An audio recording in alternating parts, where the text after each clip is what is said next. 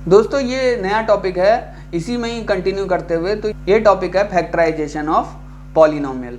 तो ये factorization of polynomial क्या है? जब हम एक सिंपल कोई नंबर लेते हैं, सपोज 15 हमने कोई नंबर लिया, 15 इक्वल टू, अगर हम फैक्टराइजेशन कहते हैं 15 इक्वल टू होता है 3 इंटू 5, उसके छोटे छोटे फैक्टर्स में डिवाइड करना। किसी बड़े नंबर को, कंपाउंड नंबर को छोटे छोटे नंबर में तोड़ के शो करना, वो होता है फैक्टराइजेशन ऑफ नंबर्स। लेकिन अब यहाँ पर तो हम कुछ और पढ़ रहे हैं, यहाँ पर हम पढ़ रहे हैं px।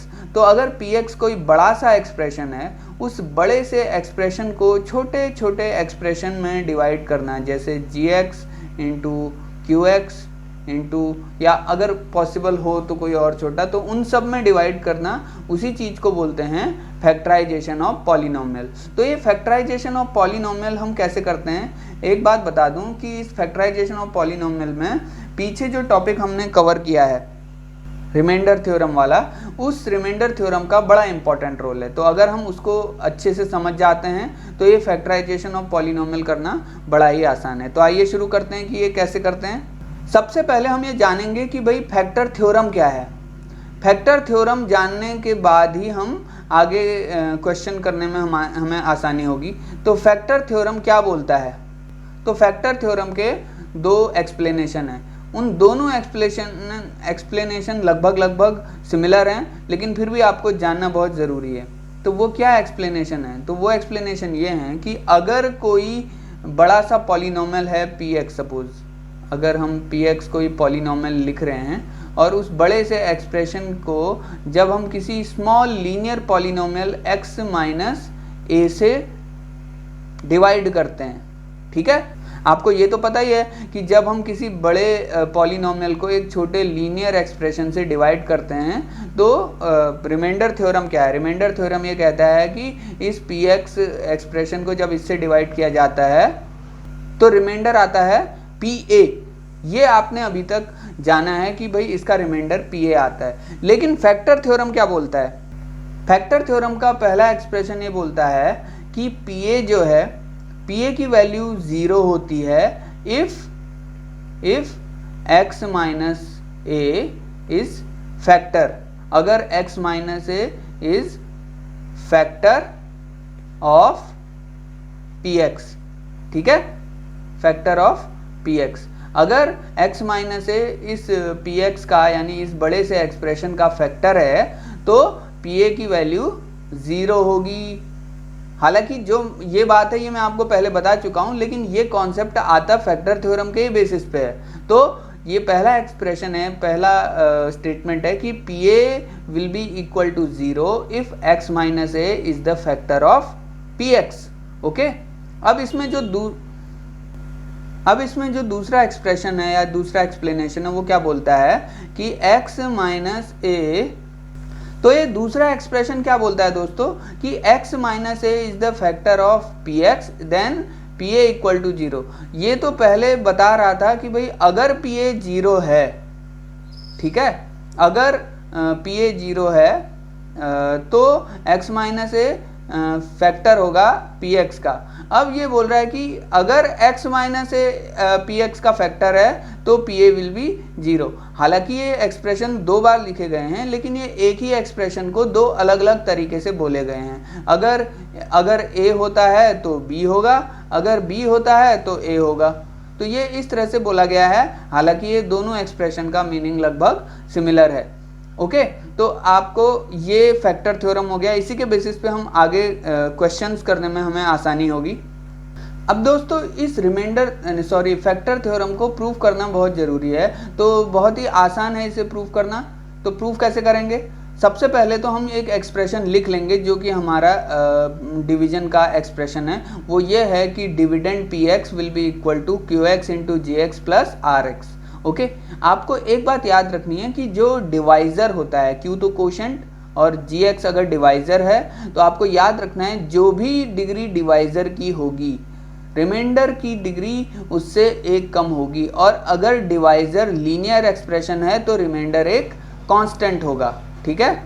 लीनियर एक्सप्रेशन का मतलब होता है कि उसकी जो डिग्री है वो 1 है। तो जो रिमाइंडर होगा, रिमाइंडर की जो डिग्री होगी, रिमाइंडर की डिग्री 1 से कम यानी 0 होगी। तो इस बात को दोस्तों आपने याद रखना है कि जो डिवाइज़र होता है, डिवाइज़र से कम डिग्री होती है रिमाइंडर की, और ये एक्सप्रेशन आप एक बार देख चुके हैं। तो अगर मैं इसको रिमाइंडर थ्योरम के अकॉर्डिंग इस एक्सप्रेशन को अरेंज करूं तो मैं इस तरह से लिख सकता हूं।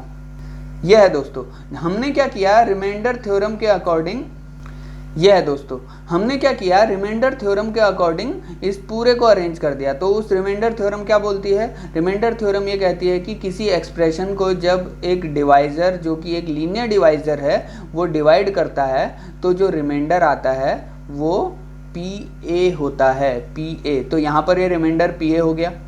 अब हमको पहले वाले फैक्टर थ्योरम को प्रूव करना है। तो पहले वाले फैक्टर थ्योरम क्या बोलता है, पहले वाले फैक्टर थ्योरम कुछ ये बोलता है, ये बोलता है कि अगर PA इक्वल टू 0 है तो x minus a is the factor of PX।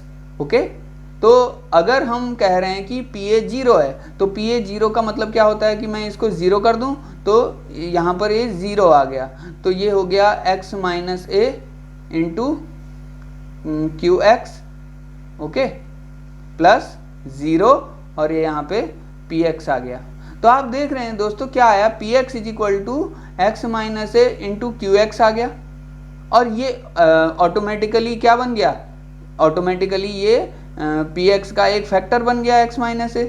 तो आप देख रहे हैं ना कि जैसे मैं एक एग्जांपल लूँ कि भाई 15 कोई होता है, 15 इक्वल टू 3 इंटू 5 होता है, ठीक है, 3 इंटू 5 होता है, तो 5 और 5 15 का एक फैक्टर हो गया, या फिर 3 जो है 15 का एक फैक्टर हो गया, तो यानी दो एक्सप्रेशन के मल्टीप्लाई से 15 आया। तो यहाँ पर भी ये दो एक्सप्रेशन, एक QX और एक x माइनस ए, इनके मल्टीप्लिकेशन से PX आया है, इसीलिए हम ये कह सकते हैं कि x minus a is the factor of PX if PA equal to 0, यानी रिमाइंडर अगर 0 है तो ये एक्सप्रेशन आ गया।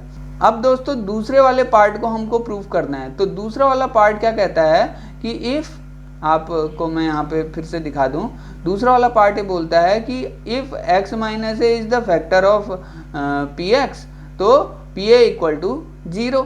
तो x minus a is the, if x minus a is the factor of PX, okay, x minus a is the factor of PX, factor of PX, तो PA equal to automatically 0 आना चाहिए, ये बोल रहा है दूसरा वाला। तो हम इसको सबसे पहले लिखते हैं कि PX इक्वल टू क्या है, यहाँ पे कंडीशन है if x minus a is the factor of PX। तो x माइनस ए अगर फैक्टर होगा PX का तो x minus a into GX लिख सकते हैं हम इसे, PX is equal to x minus a into GX।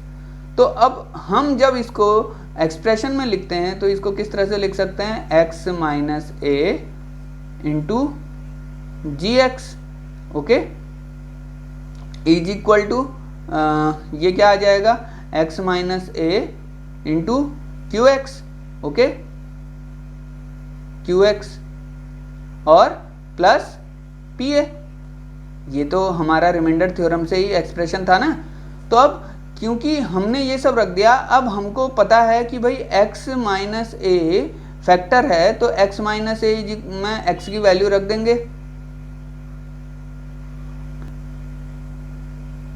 तो x माइनस ए की हमने जो, क्योंकि उसका फैक्टर है, x की वैल्यू a करके हम जब इस पूरे एक्सप्रेशन में रखेंगे तो क्या आ जाएगा, a minus a into GA is equal to a minus a into QA plus PA। ये क्यों रखा, क्योंकि हमें पता है कि x minus a is the factor of PX, यानी हमने x की वैल्यू को x minus a equal to 0 करके x is equal to a, ये वैल्यू रखी है पूरे एक्सप्रेशन के लिए। तो x माइनस ए की वैल्यू 0 करके तो x की वैल्यू a रख दी, x की वैल्यू a रख दी, तो सब जगह मैंने a रख दिया। तो a माइनस ए क्या होता है, 0, तो 0 into GA equal to 0, 0 into QA equal to 0, तो PA यानी 0 इक्वल टू 0 प्लस PA, तो क्या हो जाएगा, PA इक्वल टू 0। तो ये दूसरा वाला जो एक्सप्रेशन था जिसमें PA, if x minus a is the factor of p x then p a equal to 0, तो ये हमारा प्रूफ हो गया पी ए इक्वल टू 0। तो इस तरह से फैक्टर थ्योरम भी यहाँ पर प्रूफ हो गया फ्रेंड्स।